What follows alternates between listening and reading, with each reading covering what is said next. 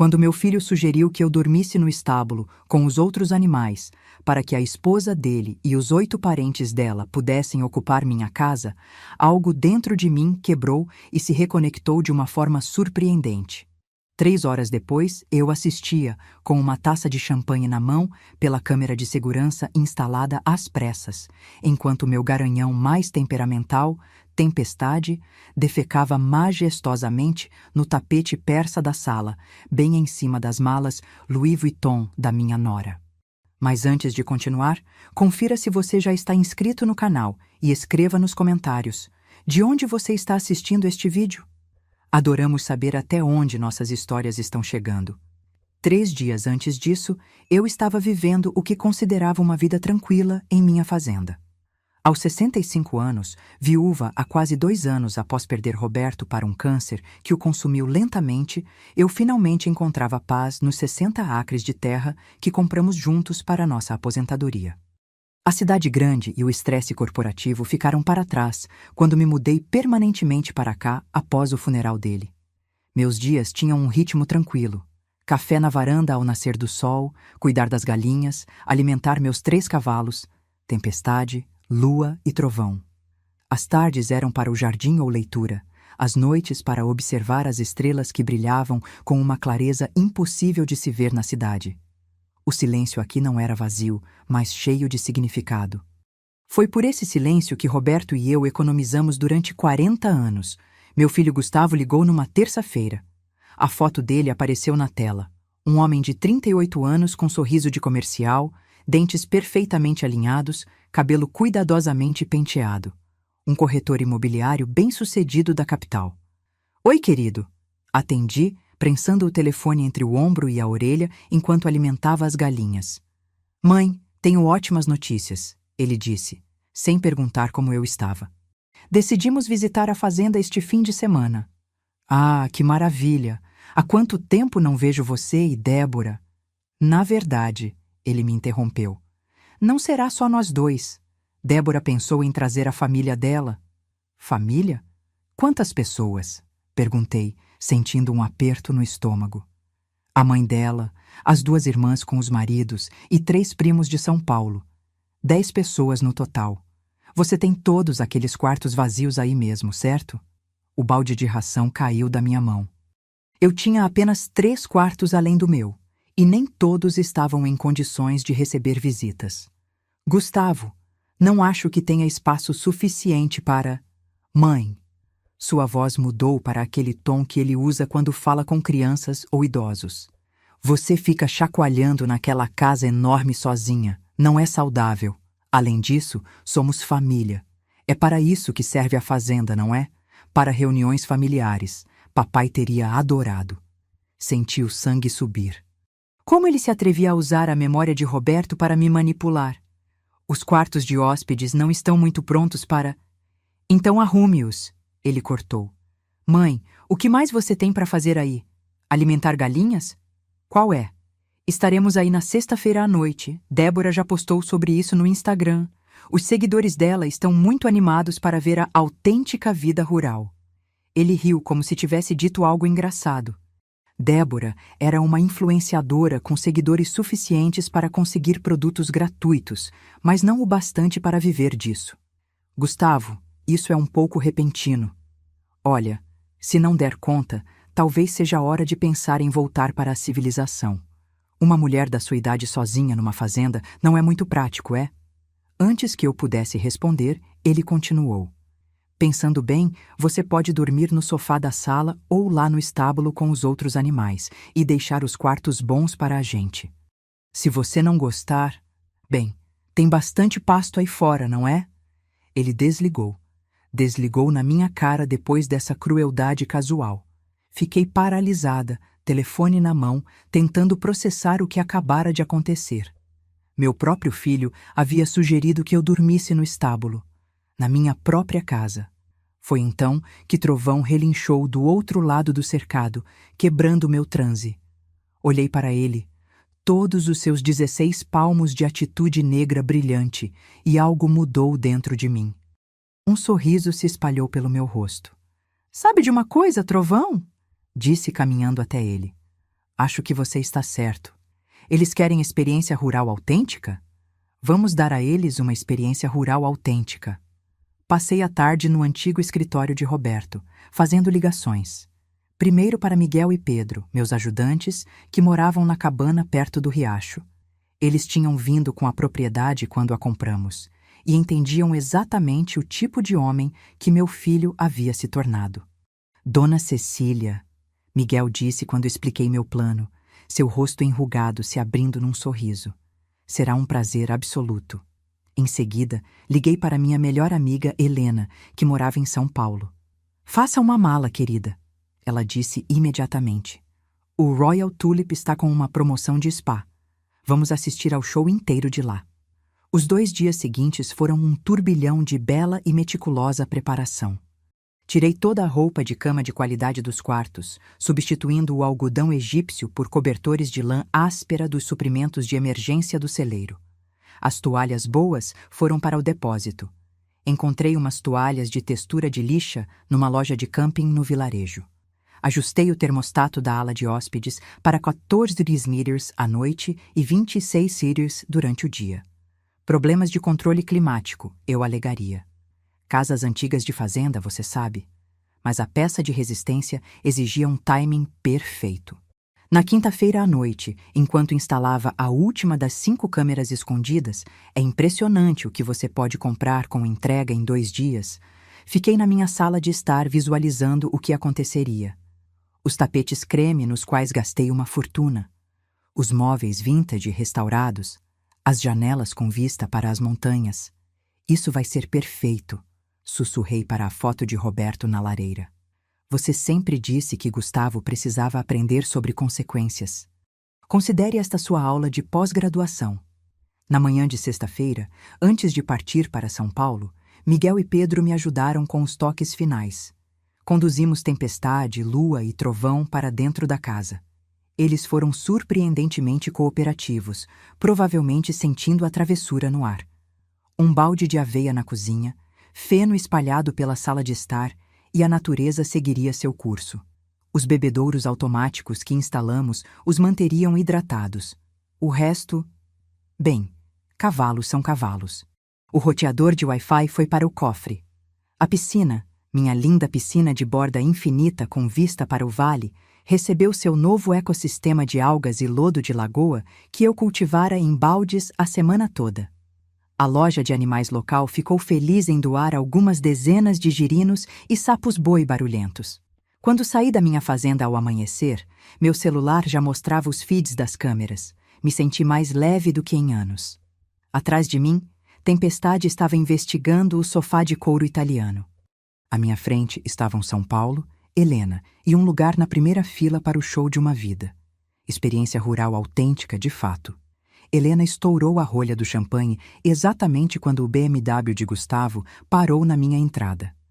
Estávamos acomodadas na suíte do Royal Tulip em São Paulo, laptops abertos mostrando múltiplos feeds de câmera, bandejas de serviço de quarto espalhadas ao nosso redor como se estivéssemos comandando algum tipo de operação militar deliciosa. O que, de certa forma, estávamos. Olhe os sapatos dela. Helena engasgou, apontando para a tela. Aqueles são Christian Louboutin? Sim, confirmei, observando minha nora cambalear no cascalho com saltos de 12 centímetros. R$ 2.500, prestes a conhecer a lama autêntica do interior.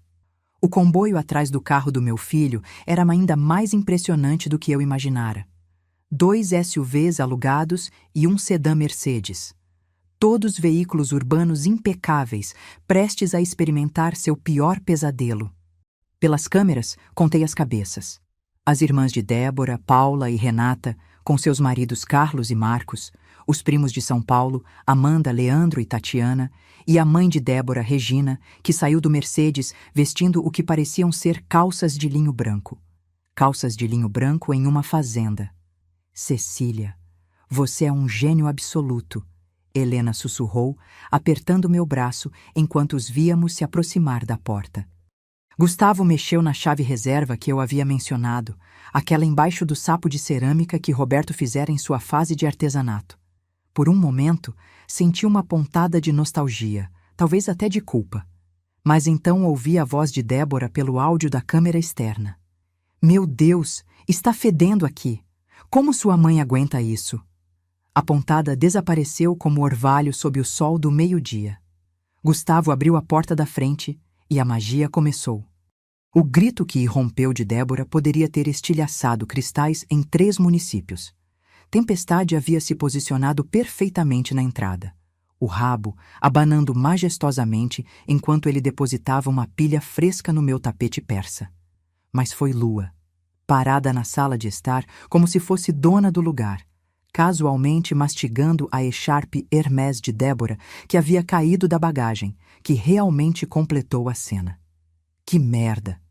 A compostura profissional de Gustavo evaporou instantaneamente. Trovão escolheu aquele momento para entrar da cozinha, derrubando o vaso de cerâmica que Roberto havia feito para nosso 4 aniversário do aniversário. Ele se estilhaçou contra o piso de madeira e, surpreendentemente, não senti dor alguma. Coisas são apenas coisas. Isso era inestimável. Os cavalos deveriam estar aqui? Renata perguntou fracamente, pressionando-se contra a parede enquanto Trovão investigava sua bolsa com seu focinho grande. Cavalos não pertencem a casas, Regina exclamou, seu linho branco já ostentando manchas marrons suspeitas de encostar na parede, onde Tempestade estivera se esfregando a manhã toda. Gustavo pegou o celular e começou a me ligar freneticamente. Deixei tocar 3 vezes antes de atender, tornando minha voz ofegante e casual. Oi, querido. Chegaram bem? Mãe, tem cavalos na casa? Ele gritou, o pânico evidente em sua voz. O quê? Ofeguei, colocando a mão no peito, embora ele não pudesse me ver. Helena precisou cobrir a boca para não rir alto. Isso é impossível. Eles devem ter escapado do pasto. Ó céus, Miguel e Pedro estão visitando a família em Ribeirão Preto neste fim de semana. Você vai ter que tirá-los daí sozinho. Como eu vou? Mãe, eles estão destruindo tudo. É só conduzi-los para fora, querido. Há cabrestos e cordas no celeiro. Eles são mansos como cordeiros. Sinto muito. Estou em São Paulo para uma consulta médica. Minha artrite, você sabe. Voltarei domingo à noite. Domingo? Mãe, você não pode nos deixar aqui. Oh, o médico está me chamando. Te amo, querido. Desliguei e depois desliguei o telefone completamente. Helena e eu brindamos, enquanto assistíamos ao caos se desenrolar nas telas. As 3 horas seguintes foram melhores do que qualquer reality show já produzido. Carlos, tentando ser o herói, agarrou a crina de Tempestade para guiá-lo para fora. Tempestade, ofendido com tanta familiaridade, prontamente espirrou em cima da camisa Armani de Carlos. Marcos tentou afastar Lua com uma vassoura, mas ela interpretou isso como um jogo e o perseguiu ao redor da mesa de centro até que ele subiu no sofá, gritando como uma criança. Mas a joia da coroa foi quando Leandro descobriu a piscina. Pelo menos podemos nadar, ele anunciou, já tirando a camisa enquanto se dirigia para as portas do pátio. Helena e eu nos inclinamos em antecipação. O grito, quando ele viu o pântano infestado de sapos verdes que havia sido minha piscina imaculada, foi tão agudo que Trovão, dentro da casa, relinchou em resposta. Os sapos-boi que eu havia importado estavam em plena forma, criando uma sinfonia que faria Mozart chorar. O cheiro, imaginei, era espetacular. Isso é insano, Amanda lamentou, tentando pegar sinal de celular na sala enquanto desviava do cocô de cavalo. Não tem Wi-Fi, nem sinal de celular. Como vamos? Tem merda de cavalo na minha bolsa Gucci! Enquanto isso, Débora havia se trancado no banheiro do térreo, soluçando dramaticamente enquanto Gustavo batia na porta, implorando para que ela saísse e ajudasse. Regina estava em seu próprio telefone, andando em círculos na entrada, aparentemente tentando reservar quartos de hotel. Boa sorte com isso, murmurei, sabendo que o hotel decente mais próximo ficava a quase 2 horas de distância e havia uma feira de agronegócio na cidade neste fim de semana. Tudo estaria lotado. Quando o sol começou a se pôr, a família conseguiu encurralar os cavalos no deck dos fundos, mas não conseguiu descobrir como fazê-los descer os degraus e voltar ao pasto. Os cavalos, criaturas inteligentes que eram, haviam descoberto as almofadas dos móveis de exterior e estavam se divertindo muito destruindo-as. Paula e Renata haviam se barricado em um dos quartos de hóspedes, mas eu sabia o que estava por vir. O termostato havia sido ativado, baixando a temperatura para os 14 programados. Em 1 hora, elas emergiram enroladas nos cobertores de lã áspera, reclamando do frio. Não há cobertores extras em lugar nenhum, Paula choramingou. E estes cheiram a cachorro molhado. Isso porque eram cobertores de cachorro da caixa de doações do abrigo de animais local. Eu os tinha lavado, é claro. Bem, quase todos. Às 21 horas, eles haviam desistido do jantar. Os cavalos tinham conseguido voltar para a cozinha de alguma forma.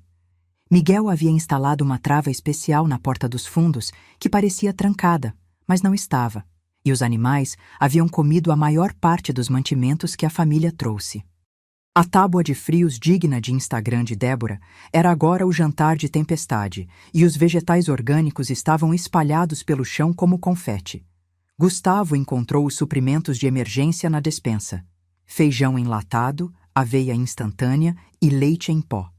Os mesmos suprimentos que me alimentaram por 1 semana quando nos mudamos e uma tempestade nos isolou.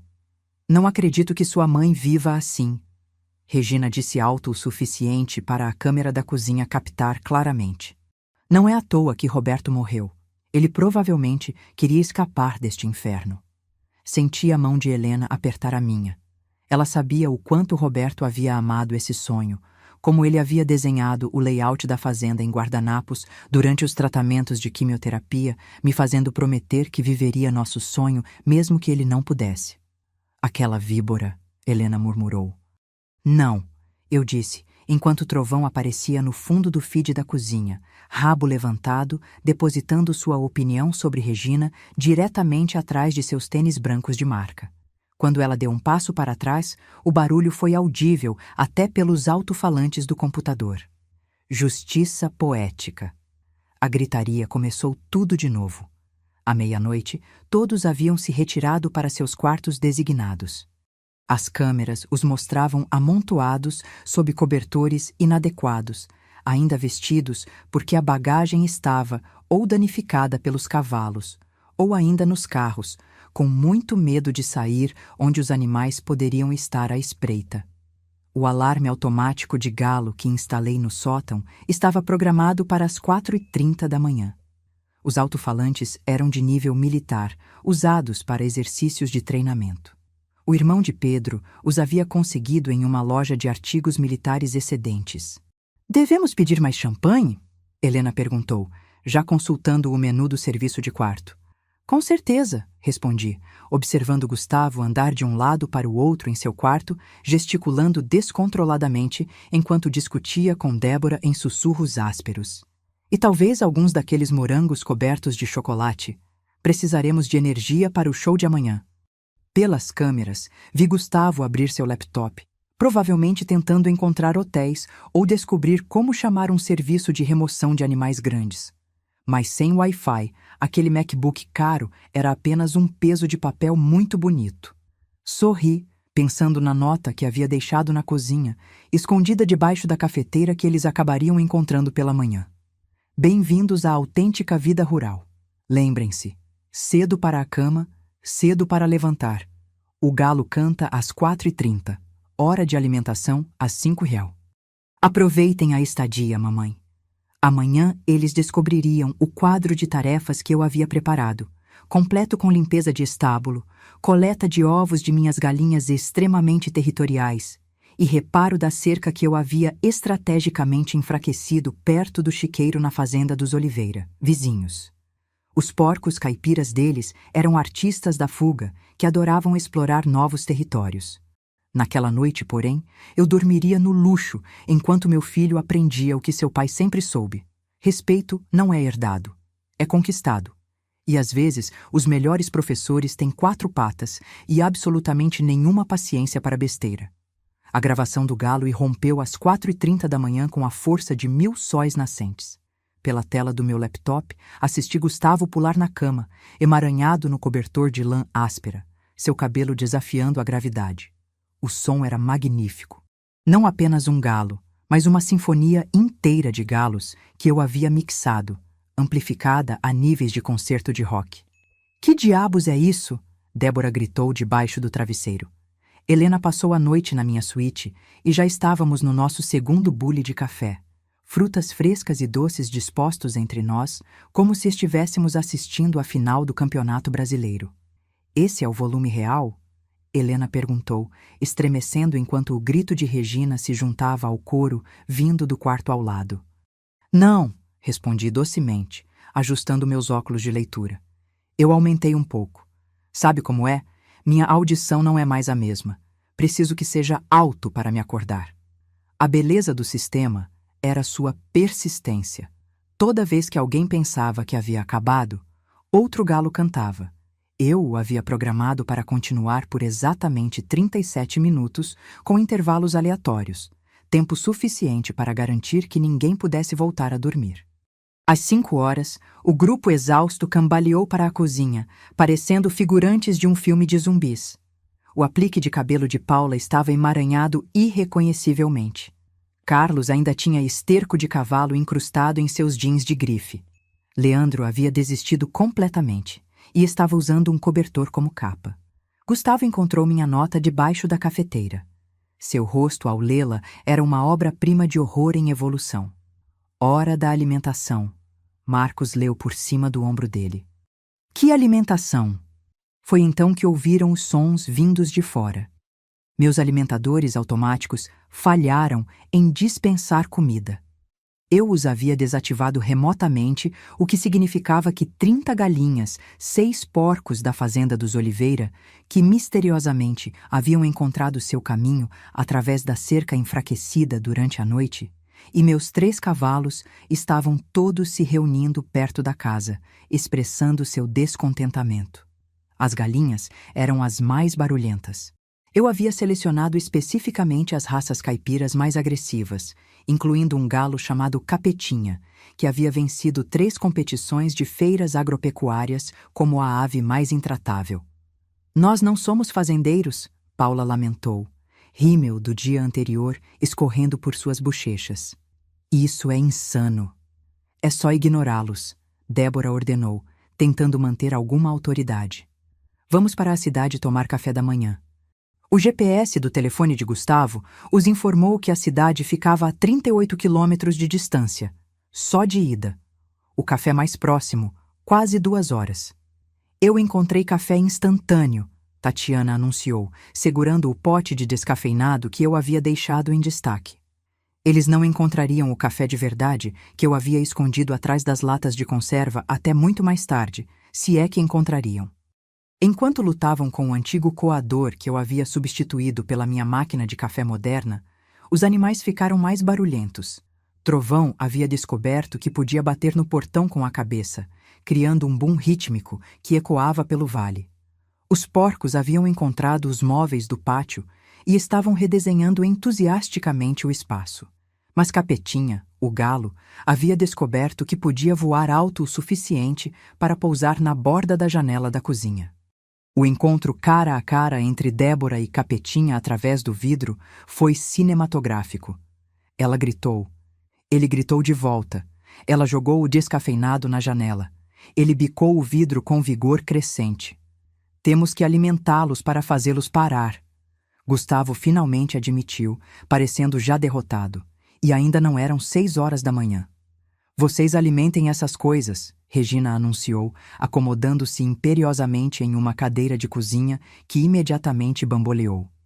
Eu havia afrouxado uma perna o suficiente para ser irritante, mas não perigosa. A mãe de Gustavo está certa, Débora disse. Você é o homem, Guga. Você e os outros rapazes cuidem disso. Pelas câmeras, observei Gustavo cerrar a mandíbula.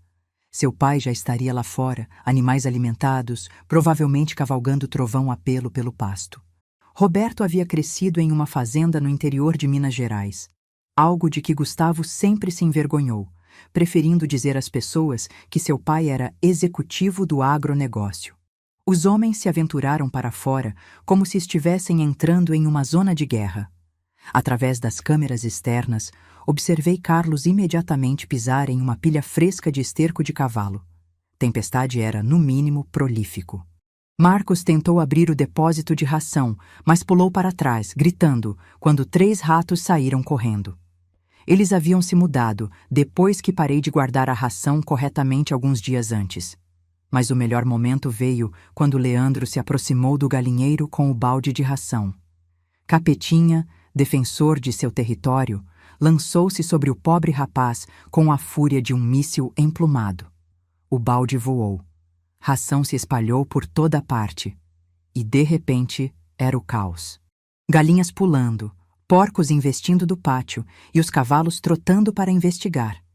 Gustavo tentou manter a ordem, gritando comandos como se ainda estivesse em sua sala de reuniões em São Paulo. Mas os animais de fazenda não respondem a estratégias de liderança corporativa.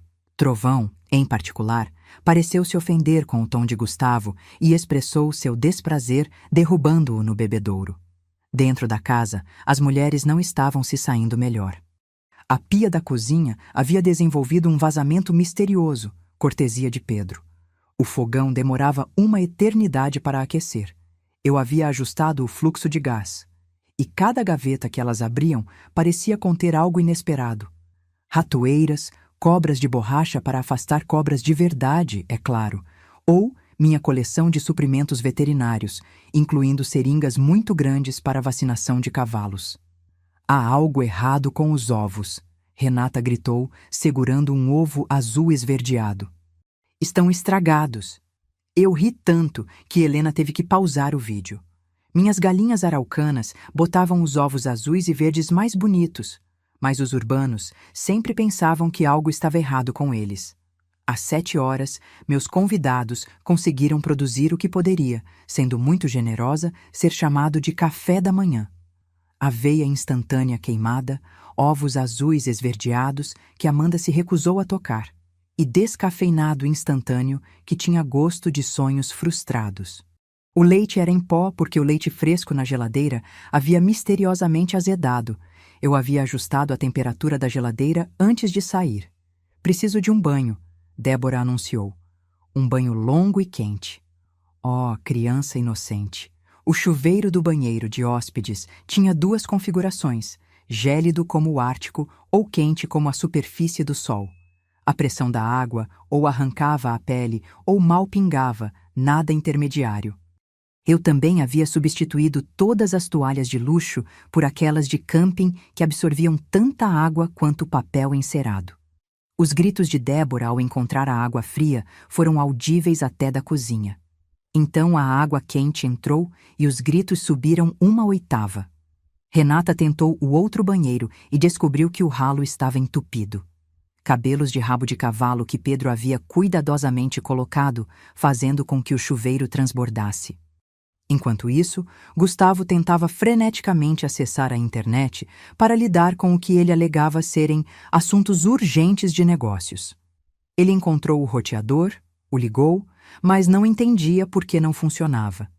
Ele não podia ver que eu havia trocado a senha para uma sequência de 47 caracteres aleatórios e escondido o papel com a nova senha dentro do estábulo, especificamente no meio dos fardos de feno no sótão.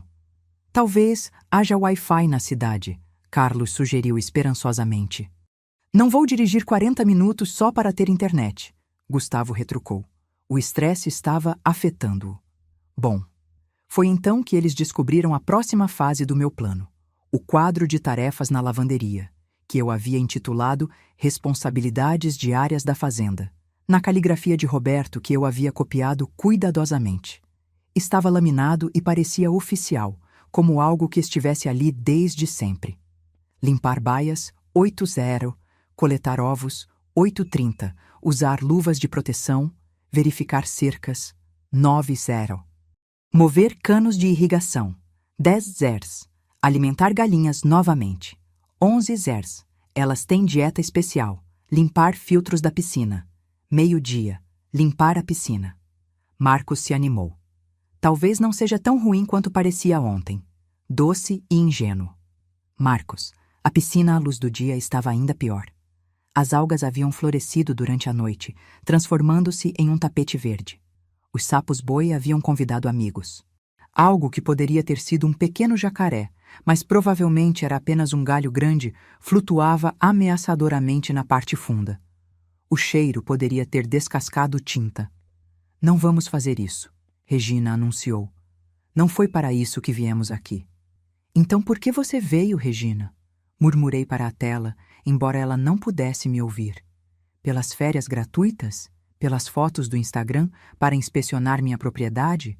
Para ver com quem sua filha se casou? Helena serviu mais champanhe. Havíamos trocado o café por mimosas enquanto os observávamos discutir. Débora queria ir embora imediatamente. Gustavo insistiu que eles não podiam deixar os animais morrerem de fome. Os primos de São Paulo já estavam fazendo as malas. Carlos pesquisava no Google. Você pode pegar doenças de esterco de cavalo? Usando o pouco sinal de celular que conseguia captar, ficando em uma perna só perto do galinheiro. Então veio o momento que eu estava esperando. Gustavo, frustrado e desesperado, foi para o meu quarto procurar qualquer coisa que pudesse ajudar. Uma senha de Wi-Fi diferente, informações de contato para Miguel e Pedro. Qualquer coisa. Ele encontrou o envelope na minha cômoda endereçado a ele, na minha caligrafia. Dentro havia uma única folha de papel com um parágrafo. Gustavo, quando você ler isto, terá experimentado cerca de 1% do que realmente é administrar uma fazenda. Seu pai fez isso todos os dias durante os últimos 18 meses de sua vida, mesmo durante a quimioterapia, porque ele amava.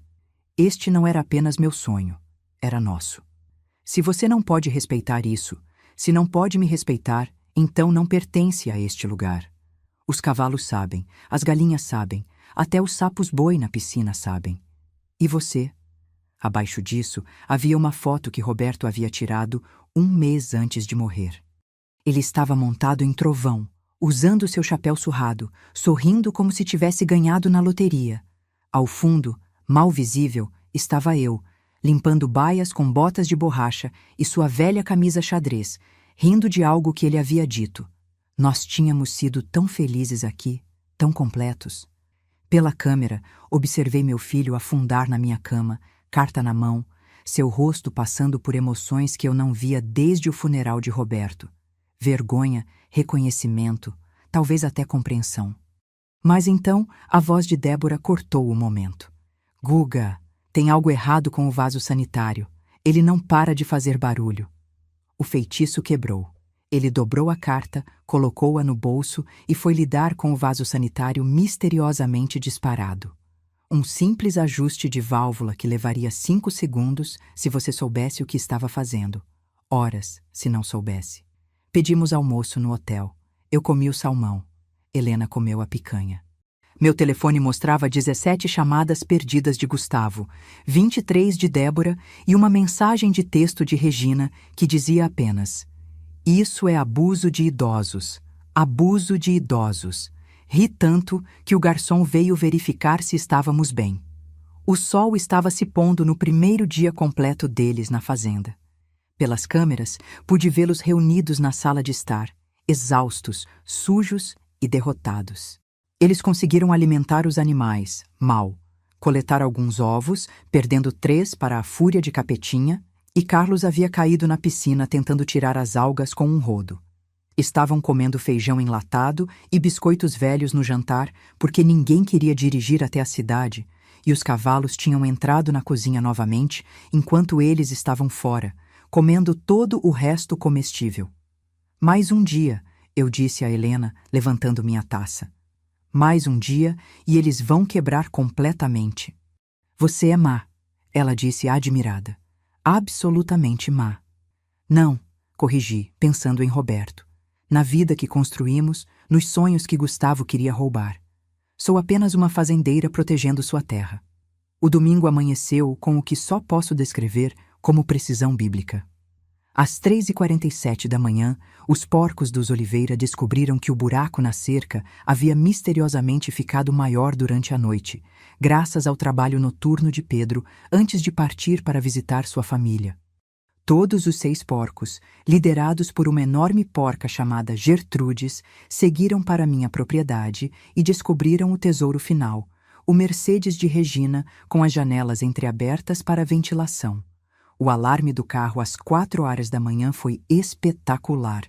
Pela câmera, observei Gustavo tropeçar para fora em cueca e naqueles ridículos chinelos urbanos, tentando expulsar 3 porcos do banco de trás.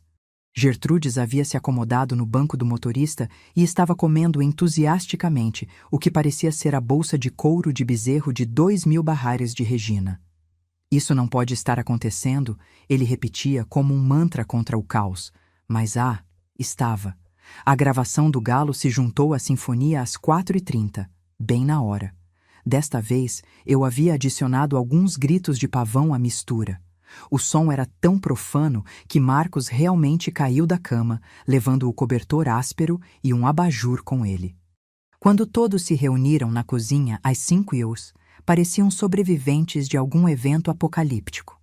O linho branco de Regina havia sido abandonado por algo que parecia ser as roupas de golfe do marido de 1990 que ela havia encontrado no sótão. Paula estava vestindo um cobertor de cavalo como vestido.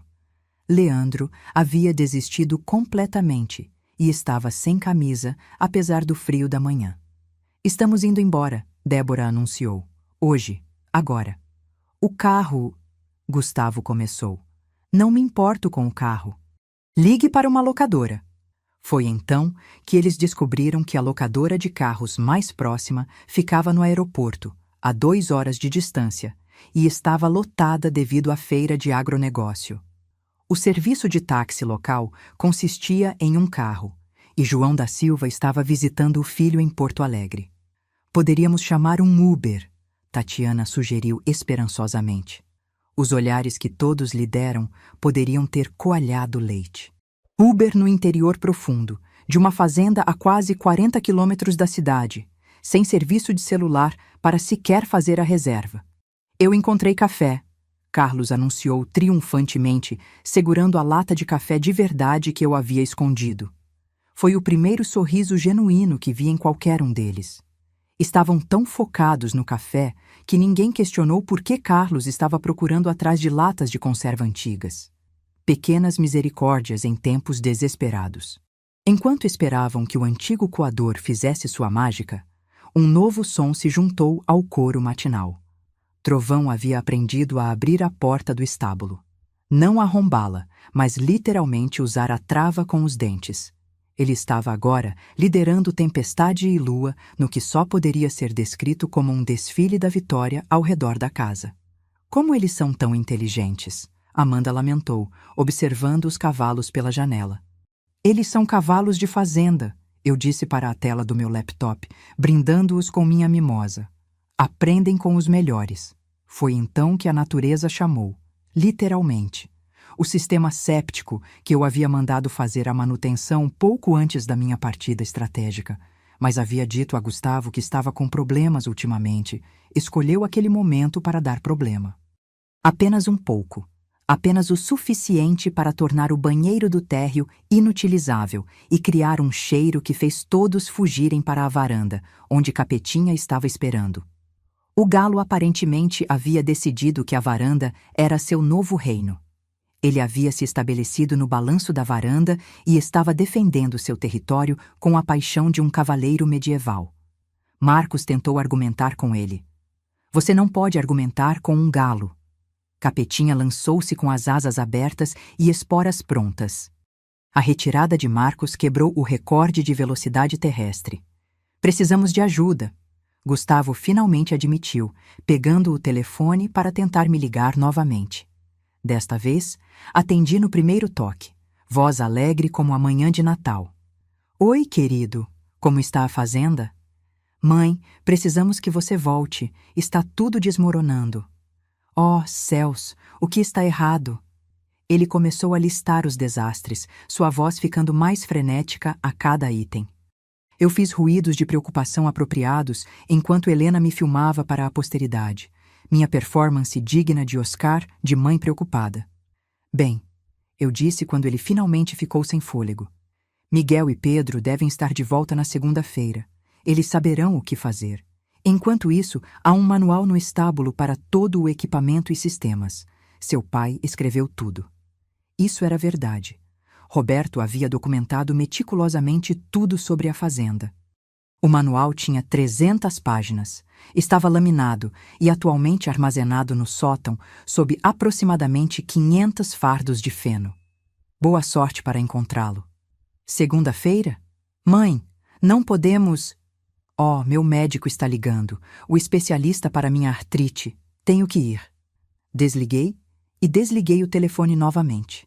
Pelas câmeras, observei Gustavo atirar o telefone contra o parapeito da varanda. Ele ricocheteou e pousou em uma pilha fresca de excrementos de porco. O dia progrediu como uma sinfonia de caos. Eles tentaram lavar roupas, mas eu havia deixado apenas o detergente ecologicamente correto que exigia medidas precisas e água quente, o que a ala de hóspedes não tinha consistentemente. O vestido branco de Paula saiu cinza manchado.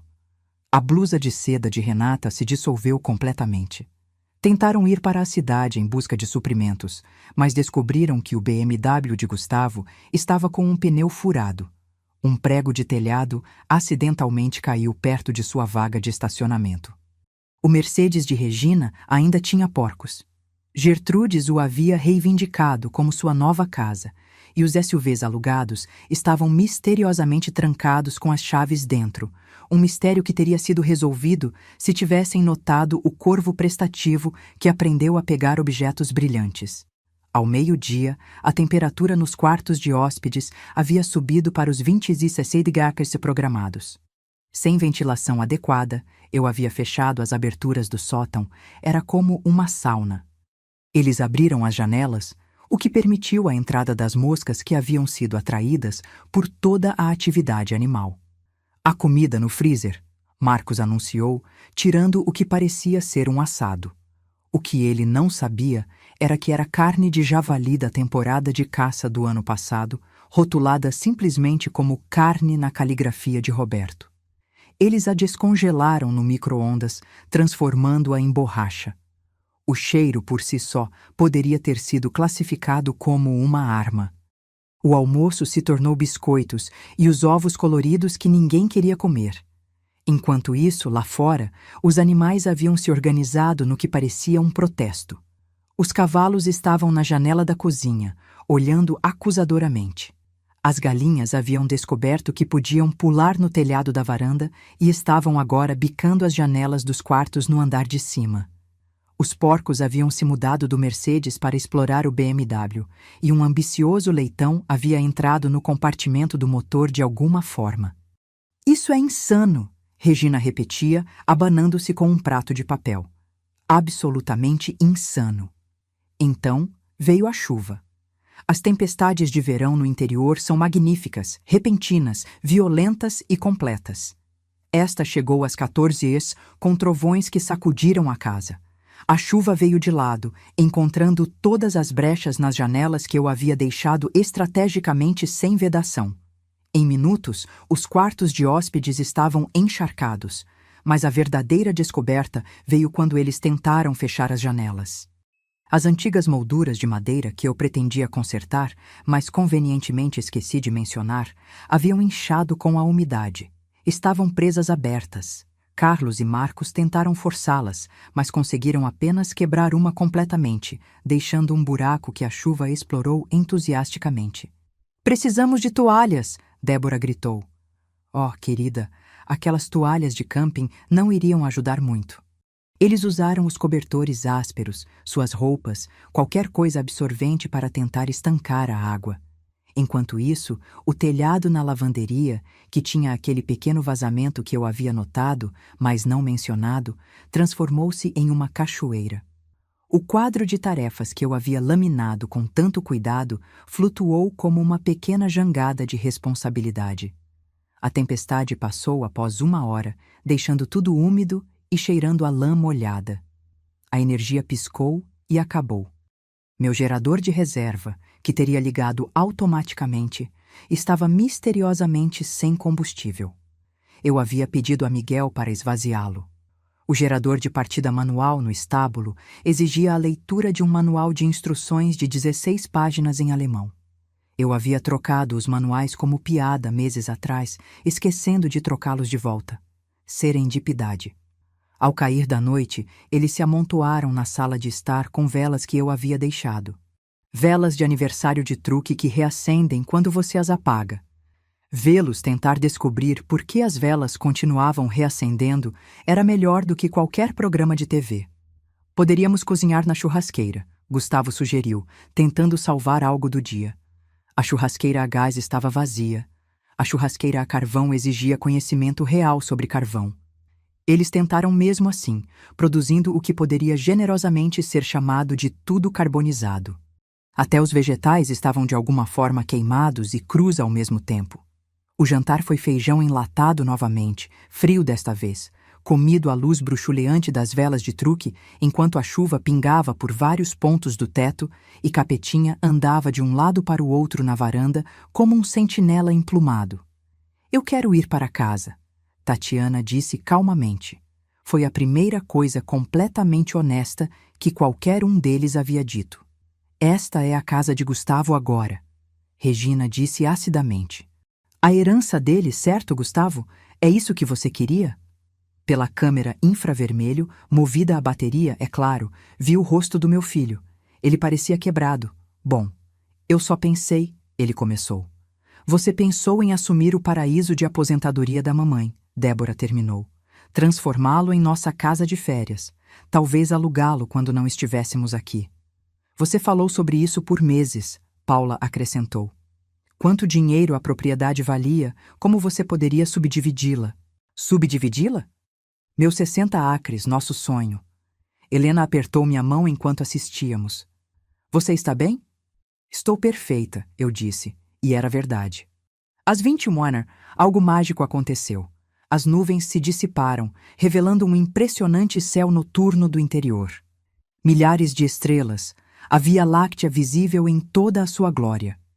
Pelas câmeras, observei-os se aventurarem na varanda. Capetinha finalmente havia se retirado para o galinheiro. Por um momento, eles ficaram em silêncio, olhando para algo que a maioria deles nunca tinha visto, um céu não poluído pelas luzes da cidade. Leandro apontou para o que achava ser Marte. Amanda viu sua primeira estrela cadente. Até Regina parecia subjugada pela majestade. É lindo, Débora admitiu baixinho. Papai amava isso, Gustavo disse de repente. Ele costumava me enviar fotos do céu noturno daqui. Eu sempre as deletava sem olhar. A confissão pairou no ar como outra estrela. Ele construiu este lugar para a mamãe, continuou. Cada mourão de cerca, cada canteiro de jardim. Mesmo quando estava doente, ele estava aqui trabalhando. E eu chamei isso de desperdício de dinheiro. Você disse coisas piores do que isso, Regina o lembrou. Porque é claro que ela fez isso. O momento se desfez. Eles voltaram para seus quartos úmidos e escuros. Pelas câmeras de visão noturna, observei-os se revirarem nas camas desconfortáveis. Muito quente, depois muito frio. Cobertores ásperos proporcionando pouco conforto. À meia-noite, os coiotes começaram a uivar, não perto o suficiente para serem perigosos, mas perto o suficiente para serem ouvidos claramente pela janela quebrada. Então as corujas se juntaram. Então Gertrudes, ainda no Mercedes, descobriu a buzina. Domingo, mais um dia. Amanhã eles quebrariam completamente e eu voltaria para reivindicar meu reino. Mas esta noite, apenas por um momento, sob aquelas estrelas, Gustavo havia se lembrado de seu pai. Isso era mais do que eu esperava, talvez mais do que ele merecia. Pronta para o gran finale? Helena perguntou, olhando a previsão do tempo no celular. Olhei para a previsão de domingo. 39 mereci, sem nuvens e um aviso de vento. Ah, sim, eu disse, levantando minha taça de champanhe para a tela onde meu filho estava sentado no escuro, finalmente entendendo o que ele tentou tirar de mim. Vamos terminar isso direito. A melhor parte? Eu ainda não havia implantado minha arma secreta. Amanhã, eles conheceriam as alpacas. O domingo amanheceu com o que o serviço meteorológico mais tarde chamaria de um pico de temperatura sem precedentes para a estação. Às 6h já estava 30 graus.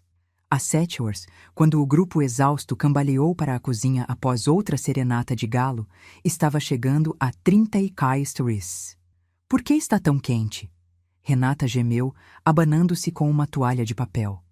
Porque, querida, eu havia desligado o ar-condicionado central antes de sair, deixando apenas as unidades de janela inadequadas nos quartos de hóspedes, que exigiam eletricidade que eles não tinham.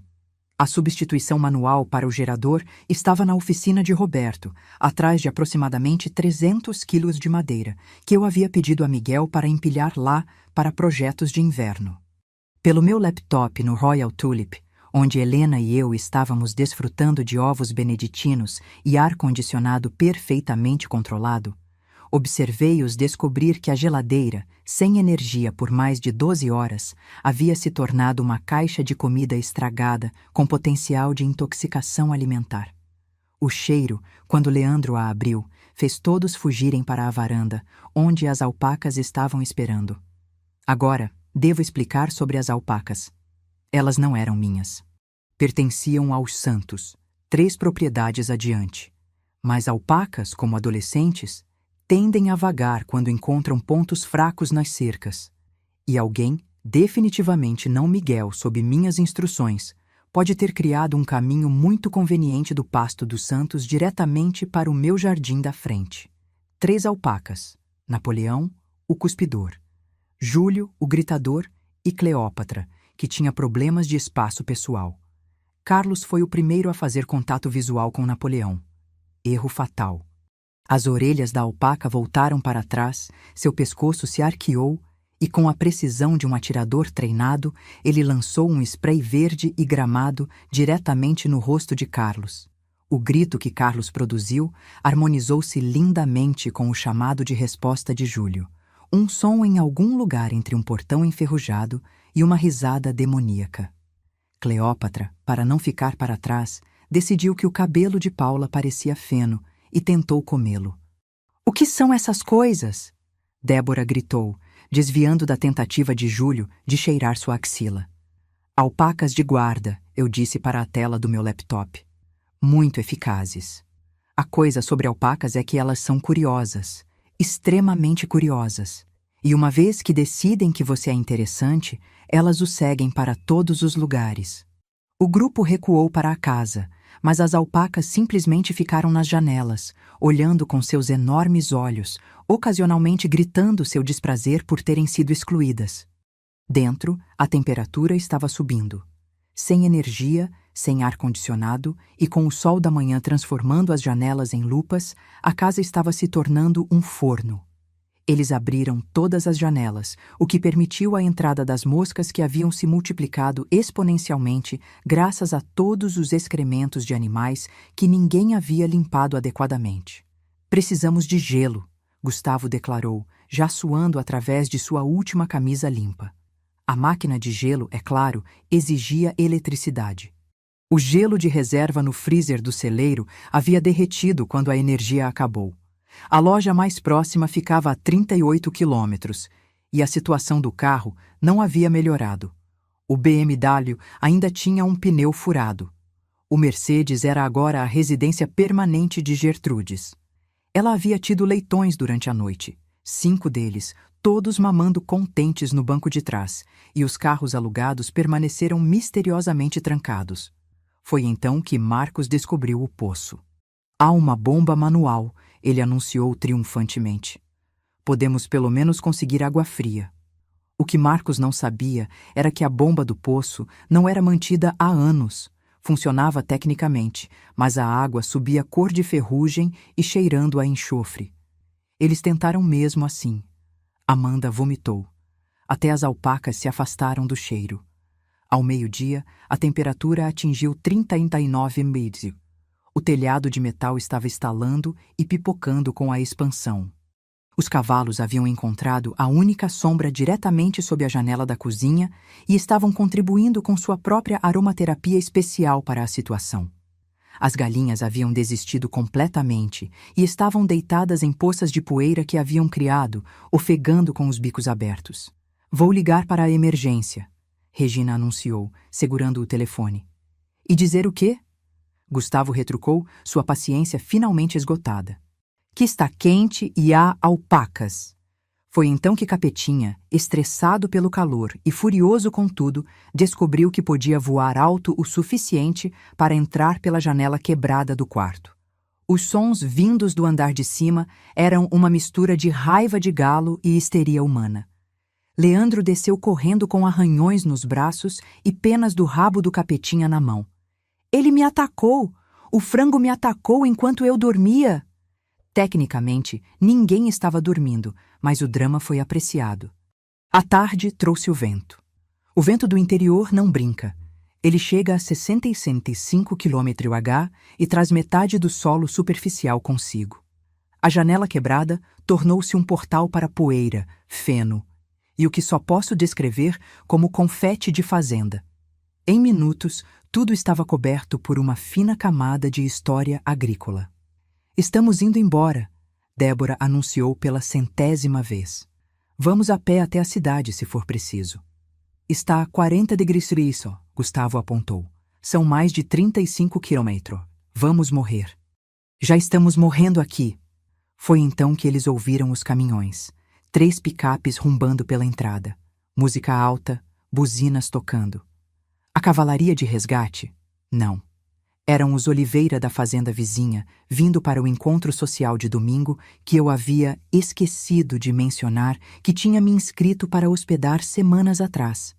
15 pessoas saíram dos caminhões, carregando travessas, coolers de cerveja e uma máquina de karaokê. Seu José Oliveira, com todos os seus 120 quilos, agarrou Gustavo em um abraço de urso. Você deve ser o garoto da Cecília.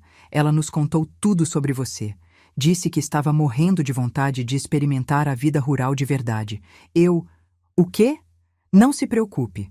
Trouxemos tudo. Até trouxemos o touro mecânico no caminhão. Sua mãe disse que você queria aprender a montar. Helena e eu quase engasgamos com nossas mimosas, observando o rosto de Gustavo, enquanto eles descarregavam um touro mecânico de verdade e o montavam no quintal da frente. As alpacas ficaram fascinadas. Napoleão imediatamente cuspiu nele.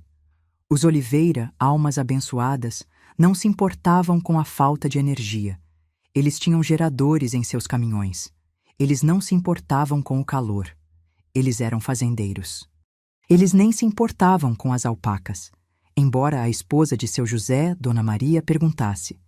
Não me lembro de Cecília mencionar alpacas. O que se seguiu foram 3 horas de socialização forçada. Os Oliveira eram pessoas adoráveis que presumiram que a família de Gustavo estava igualmente entusiasmada com a vida rural. Eles queriam ouvir tudo sobre seus planos para a propriedade, suas raças de gado favoritas, suas opiniões sobre pastoreio rotacional. Paula tentou explicar que era de São Paulo.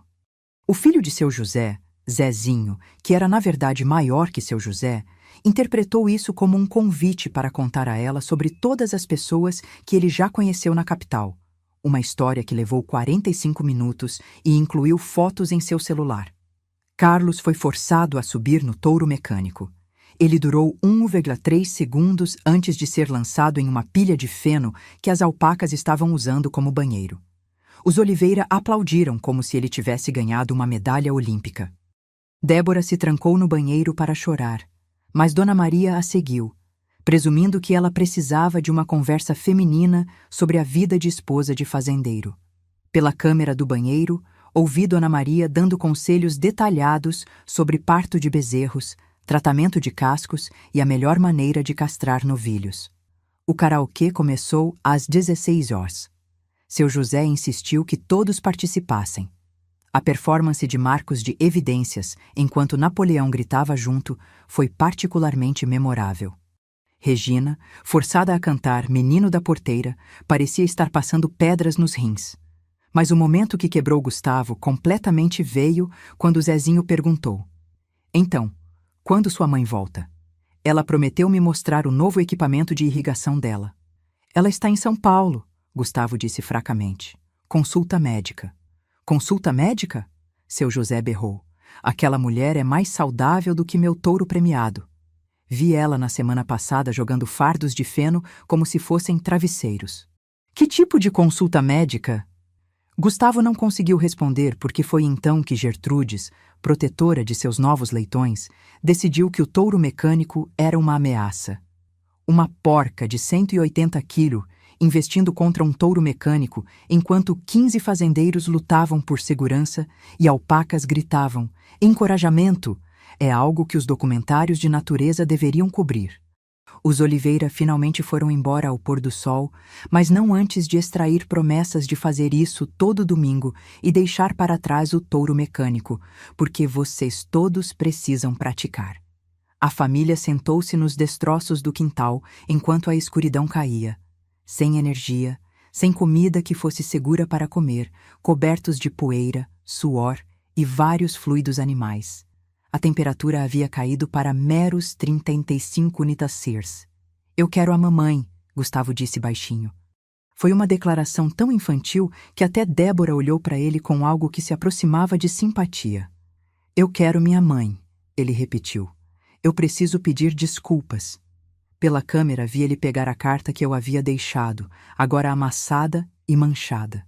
Ele a leu novamente, desta vez em voz alta. Quando chegou à parte sobre Roberto fazendo isso durante a quimioterapia, sua voz falhou. "Devemos ir embora", Regina disse. Mas pela primeira vez, sua voz não tinha veneno. "Com que carro?" Gustavo riu amargamente. "Estamos presos como a mamãe queria que estivéssemos." "Talvez", Leandro disse cuidadosamente. "Ela queria que você entendesse algo." "Entender o quê? Que a vida rural é um inferno?" "Que é trabalho", Leandro disse. "Trabalho duro todos os dias, e ela faz isso sozinha agora." O silêncio se estendeu. Até as alpacas haviam se acalmado, silhuetadas contra o céu escurecendo. "Eu disse a ela que ela deveria vender", Gustavo admitiu. "No dia seguinte ao funeral do papai, na recepção. Eu a puxei de lado e disse que ela estava muito velha para lidar com este lugar sozinha. Disse que o papai foi egoísta por querer morrer aqui." Até Regina estremeceu com isso. "Eu tinha um comprador alinhado, uma construtora. Eles teriam pago 3 vezes o que ela pagou." "Você estava tentando vender a casa da sua mãe?" Tatiana perguntou chocada. "Eu pensei que estava ajudando." "Ela tem 65 anos, sozinha, fazendo tudo isso?" Ele gesticulou para o caos ao redor deles. "Eu pensei que estava sendo prático." "Você pensou que estava ficando rico", Débora corrigiu. A verdade pairou no ar como a poeira que ainda girava no vento. Foi então que decidi que era a hora. Liguei para Miguel, que na verdade nunca tinha saído da cidade. "Fase final", eu disse simplesmente. "Com prazer, Dona Cecília", ele respondeu. 30 minutos depois, enquanto a família estava sentada em seu silêncio empoeirado e derrotado, faróis apareceram na entrada. A picape de Miguel puxando um reboque com 3 cavalos muito familiares. "Noite, pessoal", Miguel disse, tirando o chapéu. "Recebi um telefonema da Dona Cecília dizendo que vocês poderiam precisar de ajuda para levar esses cavalos de volta para onde pertencem." Demorou um momento para eles entenderem. Os cavalos no reboque eram tempestade, lua e trovão, o que significava que aqueles que os estavam aterrorizando... "De quem são os cavalos que estão na casa?" Gustavo perguntou fracamente. "Ah, esses seriam os cavalos de trabalho dos Santos.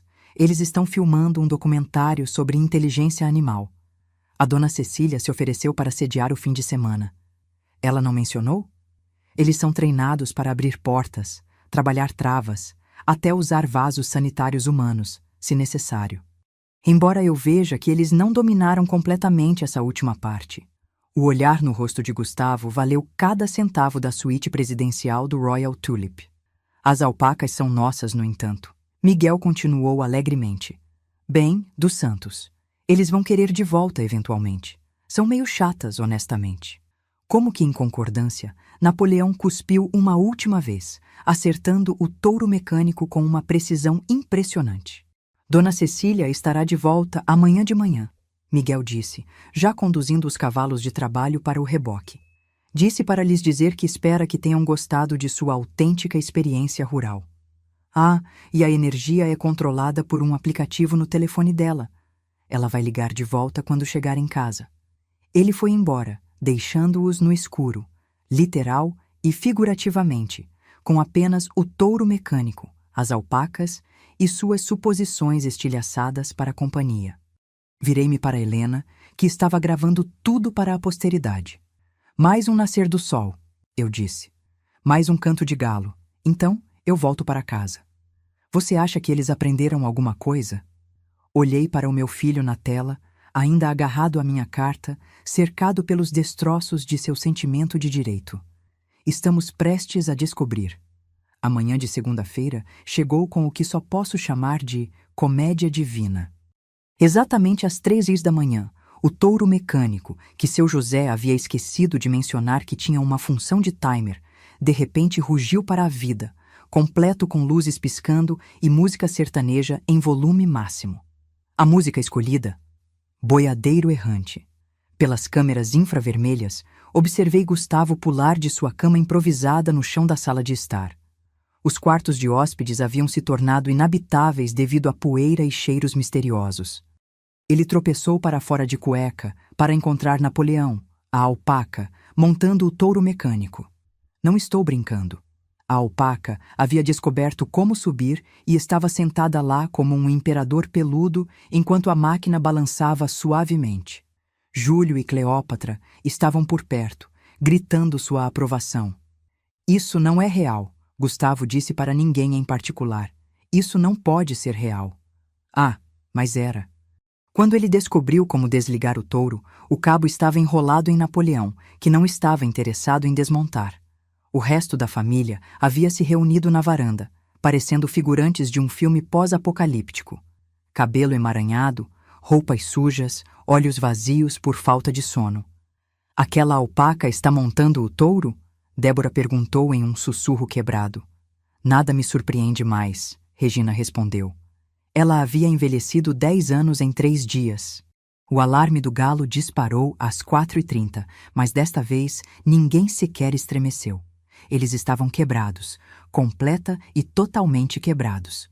Enquanto o sol nascia, revelando a devastação total do fim de semana deles, o Mercedes destruído por porcos, a piscina cheia de lama, a casa que parecia ter sido atingida por um tornado. Eles se sentaram nos degraus da varanda, em silêncio. Até Capetinha parecia sentir a derrota e simplesmente passou sem atacar ninguém.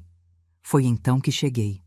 Cronometrei perfeitamente, parando meu carro impecável assim que o sol da manhã atingiu as montanhas. Helena havia arrumado meu cabelo e maquiagem no hotel. Eu vestia meu melhor jeans, a camisa xadrez favorita de Roberto e os brincos de prata que ele havia me dado para nosso último aniversário. Eu parecia exatamente o que era. Uma mulher em total controle de seu domínio. A família me observou sair do carro como se estivessem vendo um fantasma, ou talvez um anjo vingador. Bom dia! Eu chamei alegremente, pegando minha bolsa de fim de semana. Como foi sua experiência rural autêntica? Ninguém respondeu. Eles apenas encararam. Passei pelo touro mecânico. Napoleão finalmente havia desmontado e estava agora comendo minhas begônias. Pisei sobre os vários excrementos e entrei na minha casa. Pela porta, eles podiam me ouvir cantarolando enquanto eu ligava a cafeteira, a boa que eu havia escondido no sótão. Mãe, Gustavo finalmente conseguiu me seguir para dentro. Sim, querido. Você estava em São Paulo. O Royal Tulip tem um excelente spa. Você sabia que eles têm um tratamento onde eles te envolvem em chocolate? Muito relaxante. Peguei meu telefone e com 3 toques a energia voltou. O ar-condicionado ronronou para a vida. A geladeira começou seu familiar zumbido. Você podia controlar tudo o tempo todo, ele disse. Não foi uma pergunta. Posso controlar muitas coisas, Gustavo. Esta é a minha casa. Os outros haviam entrado sorrateiramente, observando nossa interação como se fosse teatro ao vivo. Os cavalos não eram seus. Sim, tempestade, lua e trovão são muito mais bem comportados. Eles estão no estábulo, onde pertencem. As alpacas estarão voltando para casa em breve, embora Napoleão pareça ter desenvolvido um carinho por aquele touro. Você planejou tudo isso. Virei-me para encará-lo completamente, canalizando cada momento de frustração, decepção e mágoa dos últimos 2 anos. Não, Gustavo, você planejou tudo isso. Você planejou me intimidar para ir embora. Você planejou assumir minha casa. Você planejou transformar nosso sonho, de seu pai e meu, em algum investimento imobiliário. Você até pesquisou minhas finanças e consultou aquela construtora sobre a subdivisão da propriedade. Débora engasgou. Ela não sabia sobre essa última parte. Como você... O senhor Fernandes da construtora é casado com a irmã da minha amiga Helena. O mundo é pequeno, não é? Ele ficou muito interessado em saber que você estava negociando a venda de uma propriedade que você não possui. Eu estava tentando ajudar. Não, minha voz poderia ter congelado o inferno. Você estava tentando se ajudar à sua herança, como você a chamou. Diga-me, Gustavo, o que você herdou de seu pai? Ele permaneceu em silêncio. Vou te dizer o que ele te deixou. Ele te deixou uma mãe que te ama apesar de sua ganância. Ele te deixou memórias que você ignorou. Ele te deixou valores que você rejeitou. E ele te deixou a oportunidade de ser um homem melhor do que você escolheu ser. Peguei um documento da minha bolsa. Esta é a escritura da fazenda. Como você pode ver, ela foi transferida para uma fundação vitalícia. Você não é um beneficiário. A fazenda será mantida como uma propriedade rural, em funcionamento e santuário animal em perpetuidade. Quando eu morrer, ela será administrada pela família Oliveira, que realmente entende o que significa amar a terra. Regina fez um som estrangulado. Gustavo empalideceu. Você o cortou, Débora sussurrou. Eu dei a ele exatamente o que ele me deu. Nenhum respeito, nenhuma consideração e nenhuma reivindicação ao que eu construí. Virei-me para me dirigir a todo o grupo. Vocês vieram aqui sem serem convidados, tratando minha casa como um hotel e a mim como a empregada. Vocês postaram nas redes sociais sobre herdar uma fazenda antes mesmo de eu morrer. Vocês reclamaram de todos os aspectos da vida que seu pai e eu escolhemos enquanto planejavam lucrar com nosso trabalho. Isso não é. Gustavo começou. Tenho gravações, Gustavo. Cada telefonema onde você discutiu minha decadência. Cada conversa com Débora sobre como me lidar. O grupo de mensagens onde vocês todos zombaram da fazenda e me chamaram de velha teimosa brincando de fazendeira. Peguei meu tablet, mostrando-lhes screenshots, suas próprias palavras, condenatórias e cruéis. Mas aqui está o que vocês não têm gravado, continuei. Seu pai, 2 semanas antes de morrer, sentado naquela varanda, me fazendo prometer não deixar você destruir este lugar. Ele sabia o que você se tornaria. Isso partiu o coração dele, mas ele sabia. Gustavo afundou em uma cadeira. O peso de tudo, a vergonha, o reconhecimento, a perda, finalmente o atingindo. Eu te amo, Gustavo, eu disse mais suavemente. Sempre amarei. Mas o amor não significa aceitar desrespeito. Não significa sacrificar meus sonhos por sua ganância. E certamente não significa deixar você transformar nosso santuário em uma mercadoria. O que devemos fazer agora? Regina perguntou, aparentemente ainda sem entender o ponto. Vocês devem ir embora. Miguel estará aqui em breve com um reboque para seus carros. A locadora foi notificada de que vocês devolverão os veículos hoje. Sim, eu encontrei as chaves. Os corvos as esconderam nas vigas do estábulo. Criaturas fascinantes, os corvos. Mas... Débora começou. Mas nada. Esta é a minha casa. Vocês não são mais bem-vindos aqui. O silêncio era ensurdecedor. Finalmente, Leandro se manifestou. Lhe devemos um pedido de desculpas, Dona Cecília. Um de verdade. Sentimos muito, Tatiana acrescentou baixinho. Este lugar é realmente lindo. Nós simplesmente não conseguíamos ver. Assente em reconhecimento, mas não disse nada. Pedidos de desculpas eram palavras. Roberto sempre dizia para observar o que as pessoas faziam, não o que diziam. Levou 3 horas para eles fazerem as malas e limparem o mínimo dos danos. Eu supervisionei, sentada na varanda com meu café, ocasionalmente gritando sugestões úteis. O pós-parto da porca precisa de limpador especial. Está debaixo da pia. Cuspe de alpaca é ácido. É melhor esfregar com mais força. Aquilo não é lama no filtro da piscina. Miguel chegou com seu caminhão de reboque e uma equipe. Os carros foram recuperados, minimamente limpos e tornados dirigíveis. As alpacas foram carregadas em um reboque, embora Napoleão tenha feito seus sentimentos serem conhecidos cuspindo em Gustavo uma última vez para garantir. Enquanto se preparavam para partir, Gustavo se aproximou de mim. Mãe, eu sei, eu disse. Você está arrependido. Você fará melhor. Você quer outra chance, certo? Ele assentiu miseravelmente. Conquiste-a, eu disse simplesmente. Não com palavras, não com grandes gestos, com tempo e mudança genuína. Seu pai passou 2 anos construindo este lugar com as próprias mãos enquanto lutava contra o câncer. Você não consegue passar um fim de semana aqui sem reclamar. Quando você puder igualar o compromisso dele com algo além de si mesmo, me ligue. Como saberei quando isso acontecer? Você saberá. Ele me abraçou então, desajeitadamente, brevemente. Foi a primeira emoção real que ele demonstrou durante todo o fim de semana. Eles foram embora em um comboio de veículos danificados e egos mais danificados ainda. Débora não olhou para trás. Regina já estava em seu telefone, provavelmente reclamando com seu clube de bridge. Os primos de São Paulo teriam uma história que ninguém acreditaria. Mas Gustavo olhou para trás uma vez. E naquele olhar, eu vi algo que poderia ter sido compreensão. Ou talvez apenas arrependimento. O tempo diria. Miguel me ajudou a soltar meus verdadeiros cavalos de volta ao pasto. Tempestade imediatamente rolou em seu local favorito de poeira. Lua trotou para a macieira. Trovão ficou na cerca, inspecionando seu reino com satisfação. Fim de semana e tanto, dona Cecília, Miguel disse sorrindo. Valeu cada centavo do hotel e do seu pagamento de horas extras. Roberto teria amado isso. Ele teria, concordei, embora ele provavelmente teria usado gambás de verdade em vez de apenas spray de gambá. Sás. Nós rimos, parados ali ao sol da tarde, cercados pelo caos controlado de uma fazenda em funcionamento.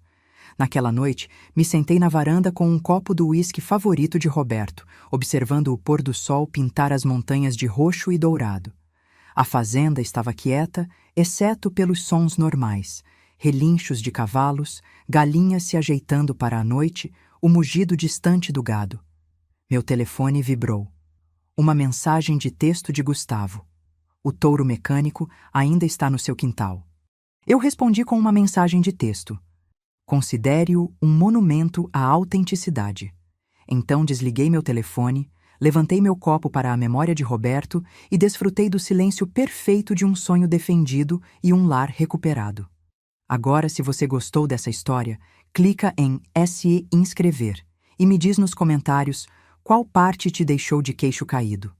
Ah, e não esqueça de se tornar membro para ter acesso a vídeos exclusivos que não posto aqui. Te espero lá.